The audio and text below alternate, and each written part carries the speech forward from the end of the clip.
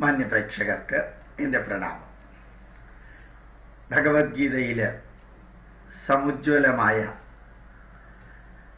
ഇന്നത്തെ കാലഘട്ടത്തിൽ നമുക്ക് ഓരോരുത്തർക്കും ജീവിതത്തിൽ പകർത്താവുന്ന അനവധി ജീവിത സന്ദേശങ്ങളിൽ ഒരു ഉജ്ജ്വലമായ സന്ദേശമാണ് ലോകേസ്മിൻ ദ്വിവിധാ നിഷ്ഠ പുരാപ്രോക്താമയാനഘ ജ്ഞാനയോഗേന സാഖ്യാനാം കർമ്മയോഗേന യോഗിന. ഈ ഒരു ശ്ലോകത്തിന് എത്രയാ പ്രായോഗികാർത്ഥമുള്ളത് എന്ന് വിവരിക്കാൻ പോലും ബുദ്ധിമുട്ടാണ്. അത്രയും ആഴവും പരപ്പുമുള്ള ഒരു സമുജ്വലമായ ശ്ലോകം.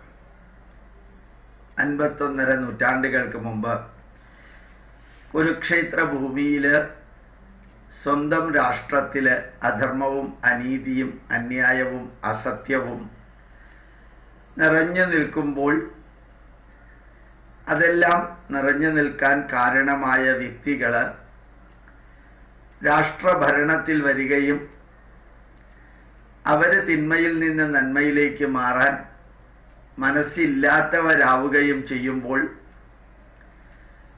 തിന്മ ചെയ്തവരെ ഉന്മൂലനം ചെയ്യാതെ, തിന്മ ചെയ്തുകൊണ്ടിരിക്കുന്നവരെ ഉന്മൂലനം ചെയ്യാതെ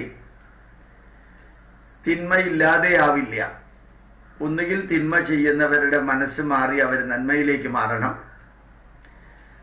അതിന് വാശിയും പകയും വിദ്വേഷവും കൊണ്ട് അവർ മാറാൻ തയ്യാറല്ലെങ്കിൽ ഒരു രാഷ്ട്രത്തെ ധാർമ്മികമായിട്ടും സത്യസന്ധമായിട്ടും നീതിന്യായ വ്യവസ്ഥയിലൂടെയും കൊണ്ടുപോകാൻ അനീതിയും അധർമ്മവും അന്യായവും ചെയ്യുന്നവരെ ഉന്മൂലനം ചെയ്യേണ്ടി വരുന്ന സമയത്ത് ധർമ്മബോധമുള്ള വ്യക്തികളുടെ മനസ്സിലുണ്ടാകുന്ന വലിയൊരു കൺഫ്യൂഷനാണ് നമ്മൾ ചെയ്യുന്നത് ശരിയോ തെറ്റോ.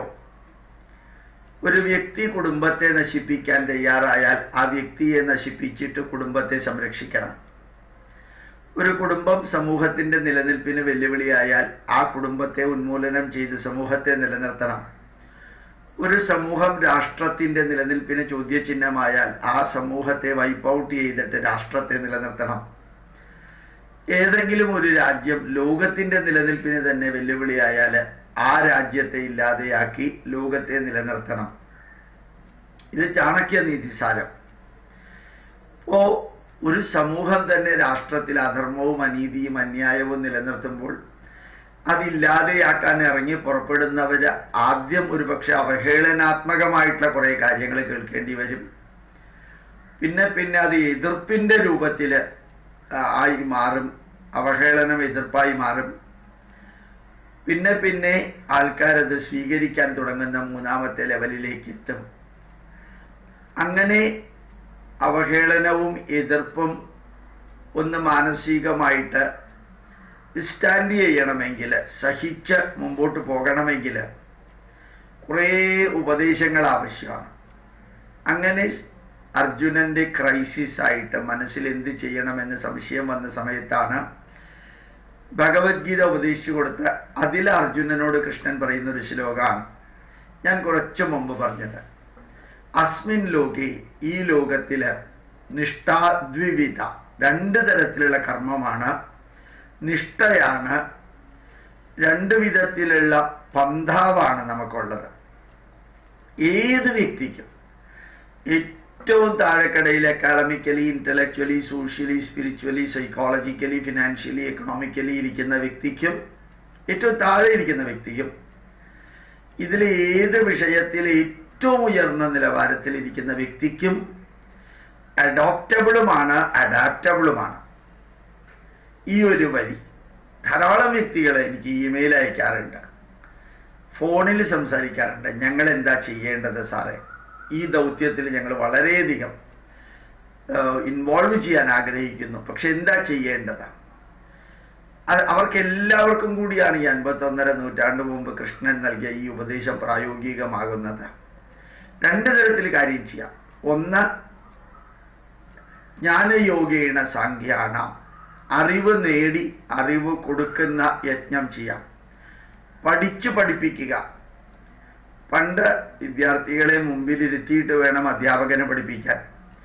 ഇപ്പൊ അങ്ങനെ വേണമെന്നേ നിർബന്ധമില്ല. നിങ്ങൾക്കറിയാവുന്ന വിഷയങ്ങൾ CD ആക്കാം, പെൻഡ്രൈവ് ആക്കാം, കാസറ്റ് ആക്കാം, യൂട്യൂബിൽ അപ്ലോഡ് ചെയ്യാം, ഫേസ്ബുക്കിൽ അപ്ലോഡ് ചെയ്യാം, അറിയാവുന്നത് എഴുതി അപ്ലോഡ് ചെയ്യാം, സ്പീച്ച് നടത്തിയിട്ട് അപ്ലോഡ് ചെയ്യാം, ടെലി സ്പീച്ചസ് നടത്താം. ഏത് രീതിയിലാണോ നിങ്ങൾക്ക് ശരി, നല്ലത്, എളുപ്പം, പ്രായോഗികം, കുറേ അധികം വ്യക്തികൾക്ക് എത്തുന്നത്, നിരന്തരം എത്തുന്നത് എന്ന് തോന്നുന്നത് നമുക്ക് ചെയ്യാനുള്ള സംവിധാനം ഉണ്ടെന്ന്. അപ്പോൾ പഠിച്ച് പഠിപ്പിക്കുക. ഏത് വിഷയമായാലും വിരോധമില്ല. അടുത്ത കാലത്ത് ഒരു വ്യക്തിയുടെ ജീവചരിത്രം ജനം TV-യിൽ കാണുകയുണ്ടായി. ജനം TV-യിൽ കണ്ടപ്പോൾ അദ്ദേഹത്തിന് ആക്സിഡന്റ് ഉണ്ടായി. വളരെ മാരകമായിട്ടുള്ള ആക്സിഡന്റാണ്. ആക്സിഡന്റിൽ നിന്ന് റിക്കവർ ചെയ്ത് വന്നപ്പോഴാണ് വേറെ ഒന്നും ചെയ്യാൻ പറ്റില്ല. ഇപ്പൊ കുറേ അധികം ദാരുശില്പം ഉണ്ടാക്കാൻ, മരത്തിന്റെ ശില്പം ഉണ്ടാക്കാനുള്ള യജ്ഞത്തില് അയാളെ ഇറങ്ങി പുറപ്പെട്ടു. അതൊരു വലിയ വിജയമായിരുന്നു. എത്രയാ ഉണ്ടാക്കിയിരിക്കുന്നത്. അതേപോലെ ബാലരാമപുരത്തെ ഗോപിനാഥ് എന്ന് പറയുന്ന വ്യക്തിക്ക് പ്രാവശ്യം പത്മശ്രീ അവാർഡ് കിട്ടിയ ആ വ്യക്തിയെ കുറിച്ചുള്ളത് കണ്ടു.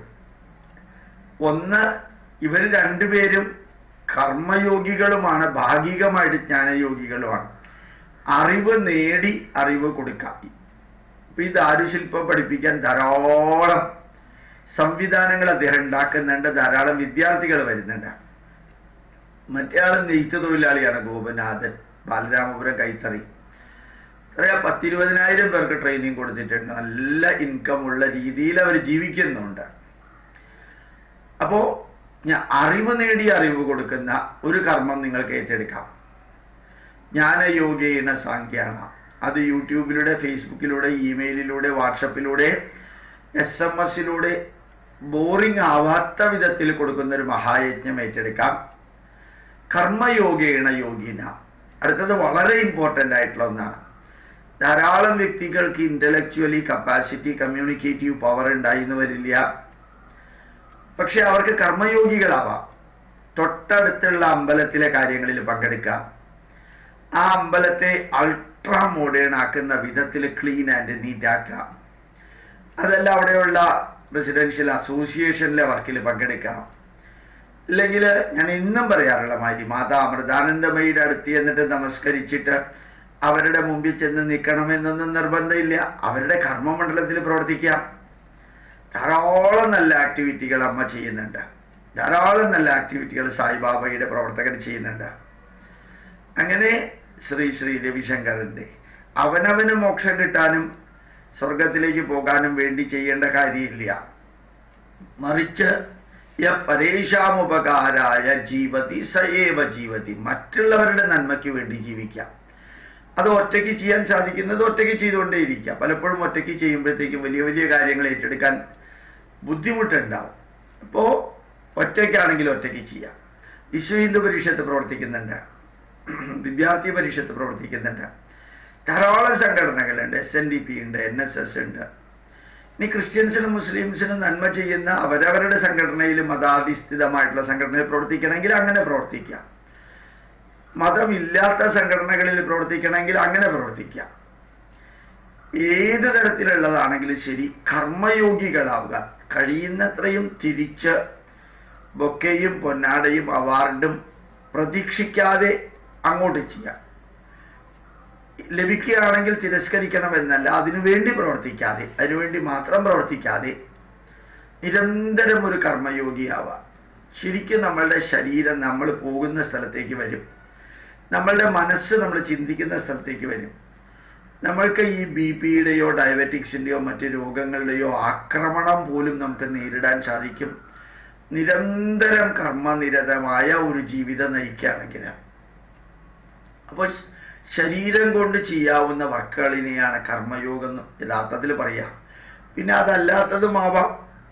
യഥാർത്ഥത്തിൽ ഒരു വിദ്യാർത്ഥിയെ പഠിപ്പിക്കുന്നുണ്ടെങ്കിൽ ആ പഠിപ്പിക്കുന്ന വിഷയം ജ്ഞാനയോഗവും പഠിപ്പിക്കാൻ വേണ്ടി അവിടെ ചെന്ന് അവിടെ നിന്ന് അവിടെ ശബ്ദിച്ച് കാര്യങ്ങളൊക്കെ കഴിഞ്ഞ് തിരിച്ചു വരുന്ന അതും ഭാഗികമായിട്ട് കർമ്മയോഗം തന്നെയാണ്. ധാതുശില്പം ഉണ്ടാക്കൽ കർമ്മയോഗമാണെങ്കിലും അത് ഉണ്ടാക്കാനുള്ള നോളജ്, അത് മറ്റുള്ളവർക്ക് ഡിസമിനേറ്റ് ചെയ്യല്, അത് ജ്ഞാനയോഗമാണ്. കൈത്തറിയിലൂടെ ബാലരാമപുരത്ത് ഒരു വിപ്ലവം സൃഷ്ടിച്ചു. 19,000 വീട്ടുകാർക്ക് ജീവിക്കാൻ. അത് കർമ്മയോഗമാണെങ്കിലും അതിനകത്ത് വേണ്ടത് ജ്ഞാനയോഗമാണ്. എല്ലാവർക്കും സാധിക്കില്ല. അപ്പോ അസ്മിൻ ലോകേ ദ്വിവിധാനിഷ്ഠ, 2 തരത്തിലുള്ള ജോലിയാണ് ഈ ലോകത്തിലുള്ളത്. ജ്ഞാനയോഗേണ സാഖ്യാനാം, അറിവുള്ളവര് അറിവ് വീണ്ടും വീണ്ടും നേടണം. അറിവ് നേടി അറിവ് കൊടുക്കുന്ന ജ്ഞാനയോഗികളുടെ ലെവലിലേക്ക് ഉയരുക. കർമ്മയോഗേണ യോഗിന, കർമ്മയോഗികളാവുക രണ്ടാമത്തെ കൂട്ടർക്ക്. ഇത് കർമ്മയോഗം എന്ന് പറയുന്ന മാത്രമായിട്ട് നിലനിൽക്കാനും സാധിക്കില്ല, ജ്ഞാനയോഗം എന്ന് പറഞ്ഞ് മാത്രം നിലനിൽക്കാനും സാധിക്കില്ല. രണ്ടിലും കോമൺ ഫാക്ടേഴ്സ് കുറേ ഉണ്ട് എന്നറിഞ്ഞുകൊണ്ട് ജീവിതാവസാനം വരെ എന്തെങ്കിലും ചെയ്തുകൊണ്ടിരിക്കാം. വാട്സപ്പിലൂടെ മെസ്സേജ് അയക്കുകയോ അല്ലെങ്കിൽ നല്ല നല്ല ലിങ്ക് താല്പര്യമുള്ളവർക്ക് അയച്ചു കൊടുക്കുകയോ, അത് ഈവൻ കമ്പ്യൂട്ടർ ഉപയോഗിച്ച് വീട്ടിനകത്തിരുന്ന് ചെയ്യാവുന്നതാണ്. ധാരാളം വ്യക്തികൾ ചെയ്യുന്നുണ്ട്. ഇപ്പോൾ അതിഗംഭീരമായിട്ടുള്ള വ്യക്തികൾ ചെയ്യുന്നുണ്ട്. അങ്ങനെ നമുക്ക് സാധിക്കട്ടെ എന്ന് പ്രാർത്ഥിക്കുന്നു. ഒന്നുകൂടി ഞാൻ ആ ശ്ലോകം പറയാം. ലോകേസ്മിൻ ദ്വിവിധാ നിഷ്ഠ പുരാ പ്രോക്താമയാനഘ ജ്ഞാനയോഗേണ സാഖ്യാനാം കർമ്മയോഗേണ യോഗിനാം.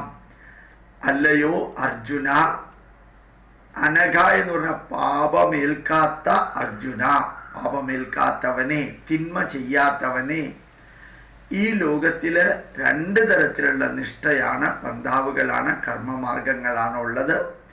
ഒന്ന്, ജ്ഞാനയോഗിയായിട്ട് അറിവ് നേടി അറിവ് കൊടുക്കുക. 2, കർമ്മയോഗികൾ നിരന്തരം പ്രയത്നിച്ചുകൊണ്ടിരിക്കുക, ശരീരം ഉപയോഗിച്ചിട്ടുള്ള പ്രവർത്തനത്തിൽ മുമ്പോട്ട് പോയിക്കൊണ്ടിരിക്കുക.